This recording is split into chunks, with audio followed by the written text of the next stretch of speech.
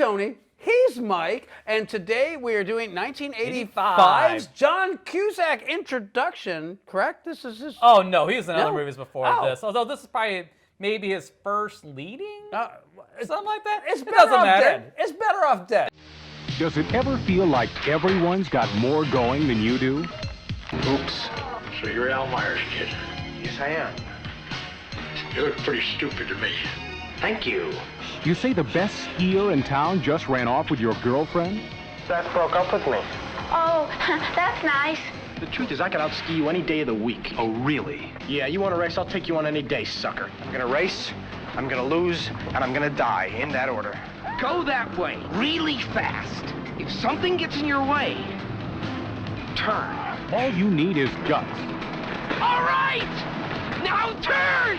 Go! And you'll never doubt yourself again. He's skiing on one ski! An abnormal look at a normal teenager.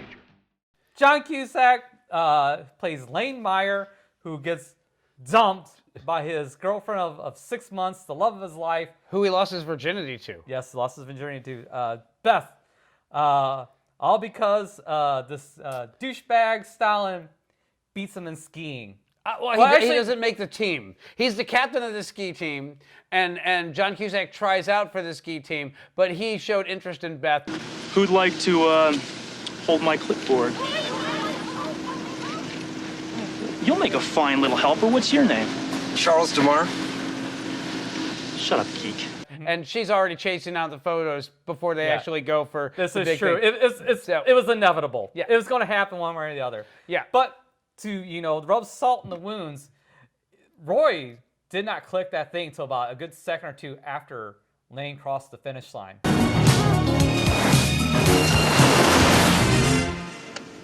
Oh, too bad. Real close. I'm just going to say that, you know what, I'm not at all surprised that there's a little bit of cheating going on that one. Because it's like, this is really close. This is so close. Yeah. So anyway, John Cusack then decides that he's probably better off dead, and he goes through multiple attempts at committing suicide and being in a funk. In the meantime, his buddy Booger is upset about living in a town that's so small that he can't even get real drugs. Greendale is a bodaciously small town, Lane. It's a rest stop on the way to a ski slope. I can't even get real drugs here. So he's experimenting, trying to come up with things. This is pure snow! It's everywhere! Have you any idea what the street value of this mountain is? Outrageous! I think I froze the left half of my brain! Lane is obsessed with trying to get Beth back and trying to prove to Beth that he is the one, a la Grease. And Monique, the beautiful French foreign exchange student, has moved in across the street with the lechy neighbor. Ricky, he will not leave me alone. He thinks because I stay here, I am his love goddess, his prostrate. No, prostitute. And shenanigans ensue. Yeah, I mean, they do. So to win Beth back, Booger or Charles DeMar. Lane, I've been going to this high school for 7.5 years. I'm no dummy. Charles is like, there's a couple things you could do. You can pick up the sax. How about your sax? I mean, the thing about Roy is he plays the guitar. Girls love that. Well, what's the other one? The K-12, dude. You make a gnarly run like that and girls will get sterile just looking at you. So Lane tries several times to ski the K-12. Each ends disastrously. Yeah. All right. This is it.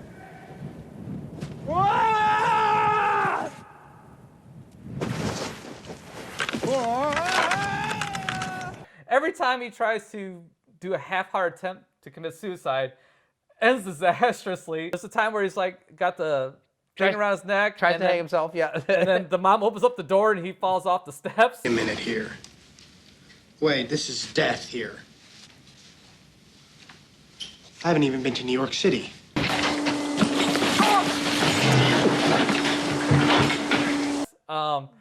And then the timer's going jump off into the freeway, and then he has the garbage truck, Yeah. and you get one of my favorite lines of all time.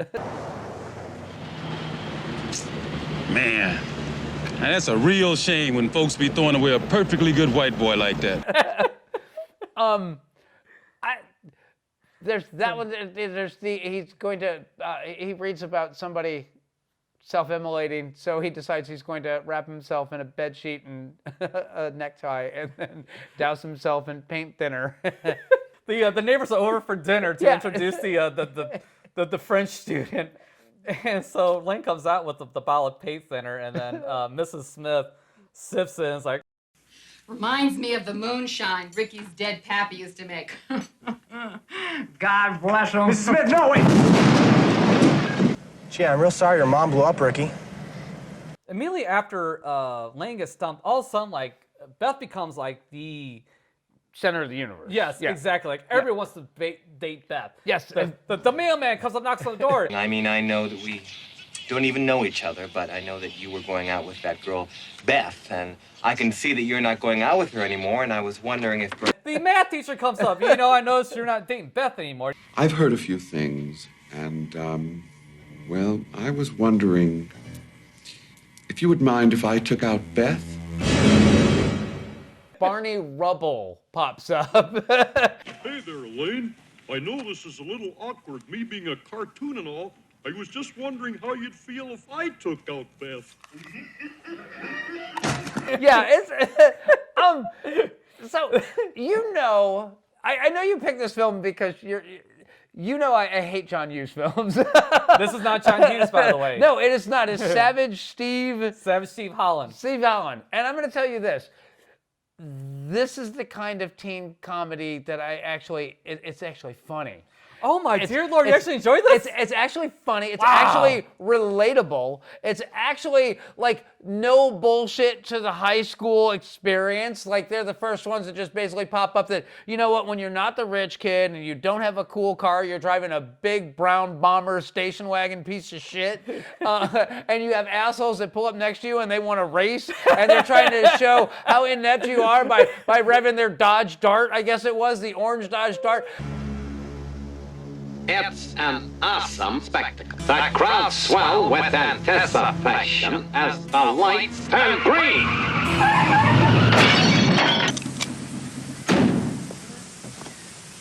You stupid bonehead, I'm gonna activate your dynamite. Sir, you idiot! When you have the captain of the ski team that, like, you know, is ruthlessly f***ing with you for no good reason whatsoever. He's already got your girlfriend. Now he's got to just play the beat down. Buenos dias! Looking really good today, buddy. Looking real good. This movie lands because it's exactly what this kind of movie should be. It's completely fucking absurd. It is absolutely hilarious. There's a couple of things. We talked about self-indulgence when we talked about Once Upon a Time in the West. The one scene in this film that I would lop out is the scene, the whole stop motion music video with the hamburger. It didn't need to go on for the whole song. Yeah.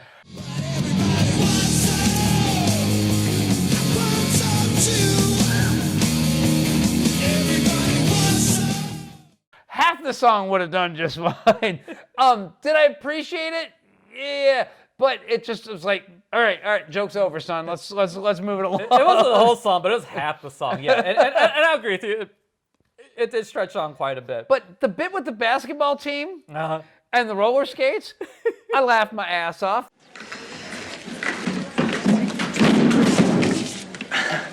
Oh, Chris, all I was saying before was really nothing See you more later, than just... guys.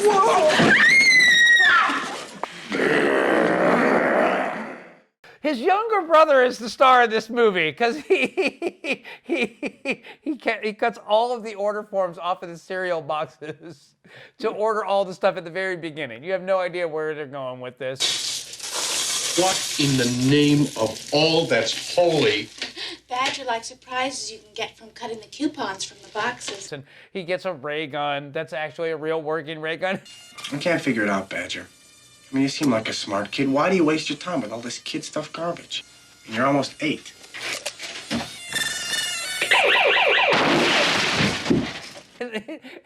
he gets a book of how to pick up trashy how to women. pick up trashy women, and then John Cusack walks into his room later in the film, and he's surrounded by a bunch of Playboy bunnies drinking champagne. that got a genuine laugh out of me. That was just like yeah, okay, I'll no holds barred at this point. David Ogden Stiers, he plays the dad in this one, who was also Charles Emerson Winchester on MASH. He kills it in this movie. Yes, that's who that is. Where did I know this guy from? That's it. Thank you. He kills it in this movie. He's dealing with a wife who doesn't know how to cook, and every meal she serves is worse than the last one. And when she pulls out, she's pulling out the plate of some green substance, and he's like, "What is this?" And she's like, "It's bacon." I know it's bacon, honey. What have you done to it? You said you didn't like all the grease from fried bacon, so I boiled it. I was laughing so hard at that, but then later on when she's like, I took a recipe from a book, it got wet, so it kind of bled together, so I kind of had to figure some things out, but I added raisins to it. You like raisins? I just improvise with my own little creative ideas. You see, it's got raisins in it. You like raisins. And what she's pulling out looks like petroleum jelly. Slime. It looks like Vaseline with raisins in it. Green Vaseline. And he's trying to have a conversation with Lane, and he's trying to act like he's not seeing what she's slopping on those plates. There is still one more thing I would like to discuss with Lane. The subject is... His performance, his comedic timing is so spot on. It's so hilarious, that whole bit. I wish that he had been in here more. Yeah. He's in here plenty, but I wanted more because his role was so damn good. And when you see Lane, and Lane wakes up, he's got the photo of Beth, and he kisses it, and he sets it on the nightstand, and there's a bunch of photos of Beth, and then they're all peppered around the room. And then he goes into his closet, and every hanger has a cutout of Beth's head. And it cuts to David Ogden Stiers sitting at the breakfast table going, He's going up to Mount Brody with Beth. Oh, sure he's going up with Beth. He can't do anything without that girl. I tell you, Jenny, that boy is obsessed. It's so subtle. It's so understated. It's so perfectly delivered. So yeah, no, this is the kind of funny that John Hughes movies wanted to be, but never landed this hard. And this movie, unlike most John Hughes movies that are not very date rapey, this one's still funny and it holds up, and I don't feel filthy having watched it. So yeah, Monique's adorable. Yes. The whole bit where she's pretending to not speak English because she doesn't want to talk with the family that she's staying with. It's brilliant. Look, Len, if you were living with a family like that, the less you spoke, the happier you would be. I thought if Casanova and I had nothing to say to each other, he'd get bored. Instead, he uses it as a chance to put his testicles all over me. His what? Yeah, octopus, testicles. Tentacles. NT. It's brilliant. It's fun. It's funny. It's charming. It's genuinely charming. And this is just one of those movies that reminds me why John Cusack is a beloved actor and has been for a really long time, because he's not the creep that he was in Say Anything, where he's stalking. And here's the funny thing. So the rumor is this, that he walked out of the screen on this movie and just trash Savage Steve Holland's like, I can't believe you did this to me. You made this horrible movie. I look like this idiot and buffoon. It's like, dude, no. This made you the lovable leading man that you fucking are. Yeah. The lovable loser that you play in every other fucking movie that you're in. You owe your career to this movie, in my opinion. I don't disagree with you, because wasn't he in what One Crazy Summer? Yeah. And isn't it the same? The same director. Same director. Okay, yeah. So if you're so mad about it, why'd you sign up for a second? Oh, Demi Moore was in it. I'll say that for Savage Steve, he's got a hell of an eye for talent. He's got great comedic timing. Oh yeah. And like other than David Ogden Stiers, I don't know that anybody knew who any of the people were in this, because I know Beth went on to do stuff. The only one I can think of that possibly didn't was the the captain of the ski team. I can't think of anything else that he's been in. Yeah, I can't remember Stalin being in anything else. And what a great name for a villain, Stalin. It's so perfect. I mean, I didn't even know who Stalin was when I first saw this movie. You know, because it's 1985. I was 10 years old. I didn't know anything about World War II history and shit like that. But just that name, it's just something about that name that's just like, yeah, you're evil. Yeah. So what are you and Meyer talking about? Is he telling you what a great lover he is? She only speaks French, Roy. She doesn't speak imbecile. Meyer, there's one language that I speak that all women understand. Just ask your last girlfriend. So the last thing we got to mention, because we didn't mention it, is the paper boy. Johnny. 4 weeks. 20 papers, that's $2 plus tip. Gee, Johnny, I don't have a dime. Sorry. Didn't ask for a dime. $2. Cash. Oh, yeah, but I mean, he just wants his $2. That's all he wants is his $2. I love he keeps popping up everywhere in the fucking I love the fact that there's an army of them.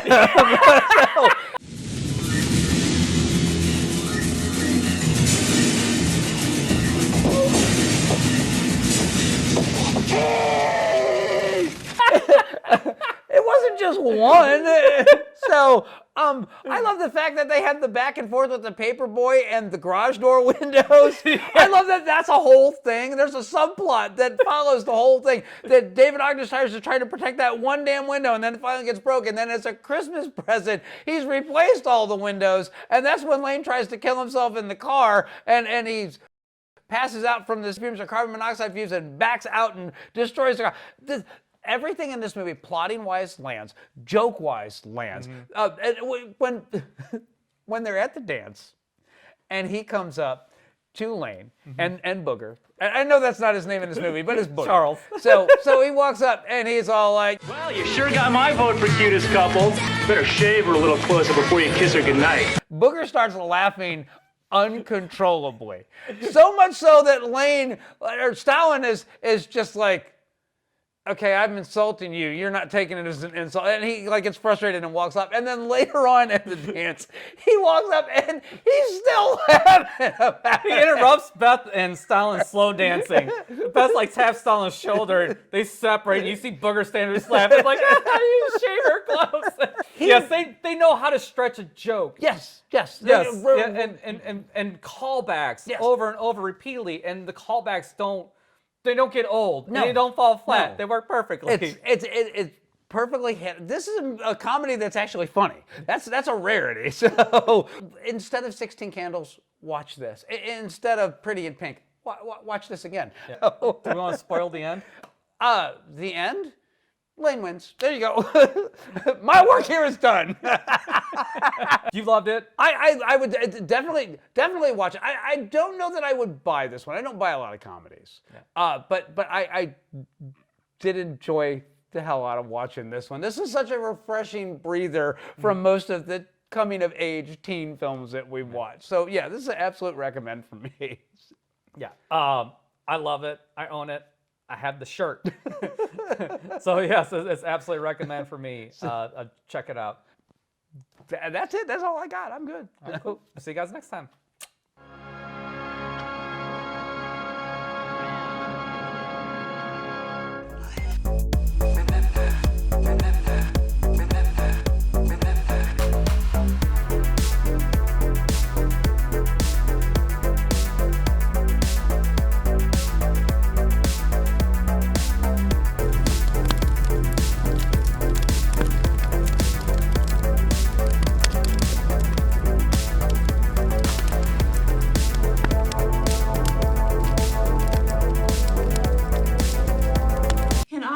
Special guest, I've created dinner mondiaux, French fries, and French dressing, and French bread, and to drink, ta-da, Peru.